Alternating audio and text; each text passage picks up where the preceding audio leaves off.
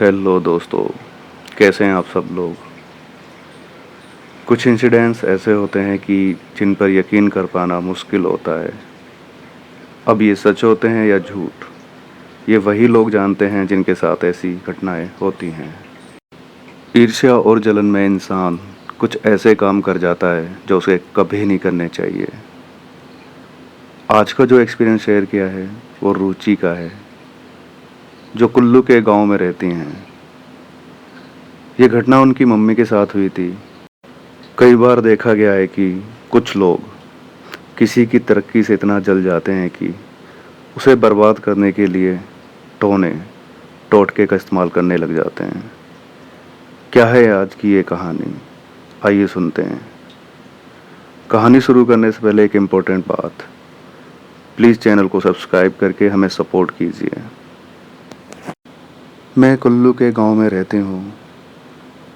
हमारे घर में मम्मी पापा और हम 4 भाई बहनें हैं, जिनमें एक भाई और हम 3 बहनें हैं। जब हम सब भाई बहन छोटे थे तो हमारी फाइनेंशियल कंडीशन अच्छी नहीं थी। मेरे पापा उस समय काफ़ी ड्रिंक करते थे और घर की किसी भी जिम्मेदारी में सहयोग नहीं करते थे।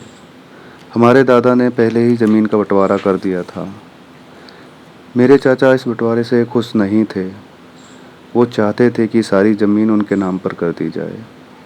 इस बात को लेकर वो आए दिन हमसे झगड़ा करते रहते थे। जैसे तैसे हमने एक छोटा सा कच्चा कमरा अपने हिस्से में बना लिया था। क्योंकि मेरे पापा अपने काम पर ज़्यादा ध्यान नहीं देते थे, तो हम जैसे तैसे ही गुजारा कर रहे थे।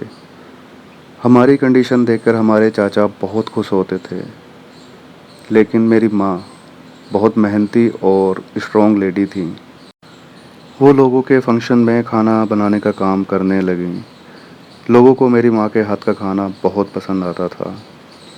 उन्हें अक्सर लोग खाना बनवाने के लिए बुलाया करते थे, जिससे हमारी थोड़ी बहुत आमदनी हो जाती थी।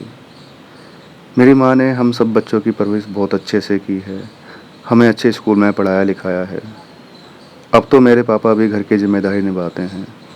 माता रानी की कृपा बहुत रही है हम पर, क्योंकि मेरी माँ का माता रानी पर अटूट विश्वास है।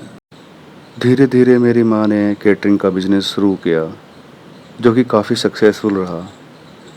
अब हमारी फाइनेंशियल कंडीशन काफ़ी अच्छी हो गई थी, क्योंकि मेरे पापा भी अब अच्छा अर्न करने लगे थे और हम भाई बहन भी अपनी माँ का बिजनेस में हाथ बटाते थे। हमने अपना घर भी अब काफ़ी बड़ा बना लिया था और एक कार भी ले ली थी, ताकि पूरी फैमिली एक साथ घूमने जा सके। हमारी ये तरक्की देखकर मेरे चाचा चाची जल भुन जाते थे।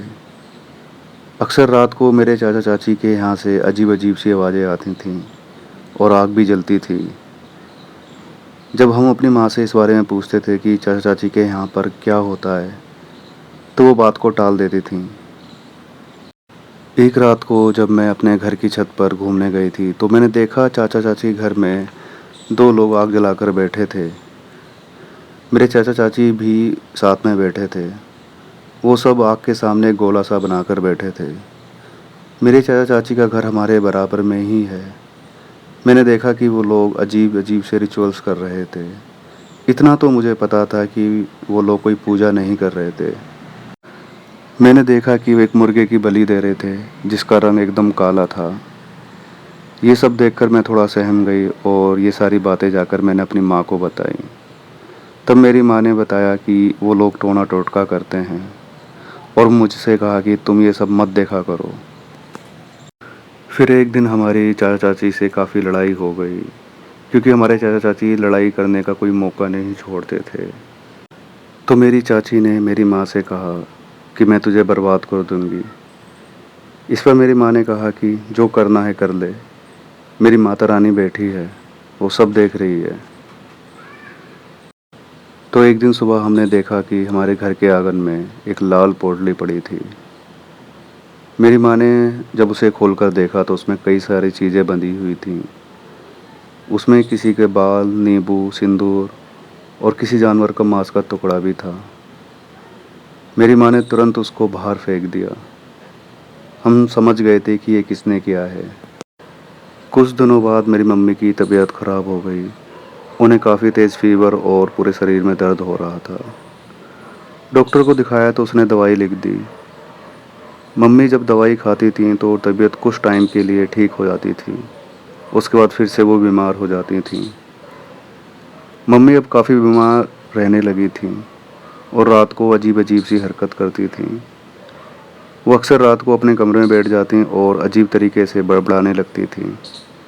उस टाइम ऐसा लगता था कि जैसे वो हमारी माँ ना हो, कोई और हो। हम भाई-बहनों की हिम्मत ही नहीं होती थी कि उनके पास जा सकें। मेरे पापा ही उनको सँभालते थे। एक रात मेरी आँख एक डरावनी हँसी से खुल गई। मैंने देखा कि ये हँसी की आवाज़ मेरी माँ के कमरे से आ रही थी।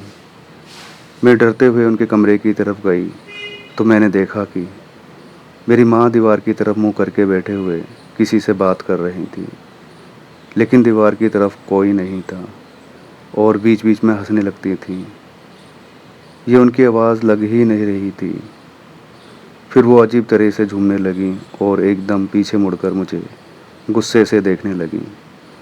उनकी आँखें एकदम लाल थीं और चेहरा बहुत भयानक लग रहा था। ऐसा लग रहा था कि ये मेरी माँ थी ही नहीं। ये देखकर मैं डर से काँपने लगी। मेरे मुँह से आवाज़ भी नहीं निकल रही थी। फिर वो उठीं और उल्टे कदमों से दीवार की तरफ जाने लगीं। आप यकीन नहीं करोगे कि मेरी माँ रेंगते हुए दीवार पर चढ़ रही थीं और उनका चेहरा मेरी तरफ था। वो चढ़ते हुए कमरे की छत तक जा पहुँची थीं। फिर वो मुझे देखकर हँसते हुए बोलीं, कुछ दिनों में मैं इसको अपने साथ ले जाऊंगी। ये देखकर मेरी चीख निकल गई और मैं अपने रूम की तरफ भागी। मेरी आवाज़ सुनकर पापा और मेरे भाई बहन उठ गए। उन्होंने मुझसे पूछा कि क्या हुआ, तुम चीख क्यों रही हो? तो मैंने उन्हें सारी बात बताई, लेकिन उन्हें मेरी बात पर विश्वास नहीं हुआ कि ऐसा कैसे हो सकता है। फिर हम सब ने माँ के कमरे में जाकर देखा तो वो चुपचाप गहरी नींद में सो रही थी। अगली सुबह मेरे पापा एक पंडित जी के पास गए। उनके ऊपर माता रानी आती थीं। वो ही हमारे यहाँ पर पूजा पाठ करते थे। तो वो हमारे घर आए और मेरी माँ के पास बैठकर कुछ मंत्र बोलने लगे। उस टाइम मेरी माँ फिर से अजीब हरकतें करने लगीं और गुस्से से बोली कि मुझे कोई नहीं रोक सकता इसको अपने साथ ले जाने से। तब पंडित जी ने बताया कि इनके ऊपर तंत्र क्रिया की गई है। फिर उन्होंने कहा कि मैं 3 दिन बाद रात को पूजा करने आऊँगा। तब तक इनका ध्यान रखना कि ये घर से बाहर ना निकलें। उन्होंने पूजा के लिए कुछ सामान बताया था। अगले दिन मेरे पापा सारा सामान ले आए। ये 3 दिन हमने बड़ी मुश्किल से काटे क्योंकि मम्मी को संभालना बहुत मुश्किल होता जा रहा था। 3 दिन बाद रात को पंडित जी आए और पूजा करनी शुरू कर दी। पूजा में मेरी माँ और पापा बैठे थे। हम सब भाई बहन थोड़ा दूर खड़े होकर सब देख रहे थे। जब पंडित जी पूजा कर रहे थे तो मेरी माँ फिर से अजीब अजीब हरकतें करने लगी। मेरे पापा बड़ी मुश्किल से उन्हें संभाल रहे थे। वो बार बार वहाँ से भागने की कोशिश कर रही थीं। फिर पंडित जी ने कुछ जल मेरी माँ पर छिड़का, जिससे वो तेज तेज चीखने लगी। फिर पंडित जी ने पूछा कि कौन हो तुम और किसने भेजा है? तब उन्होंने बताया कि मैं एक यक्षिणी हूँ और मुझे इसकी देवरानी ने इसको मारने के लिए भेजा है।